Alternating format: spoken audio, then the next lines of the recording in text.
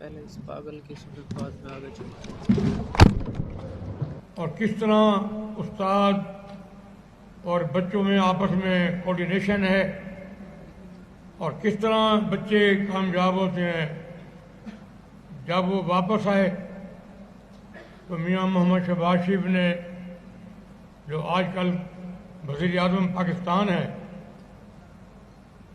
तो उन्होंने पूछा बच्चों से कि आपने बाहर आउट ऑफ कंट्री में क्या देखा।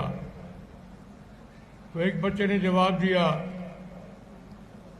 जिस बच्चे ने उस्ताद का एहतराम किया और वक्त की कदर किया।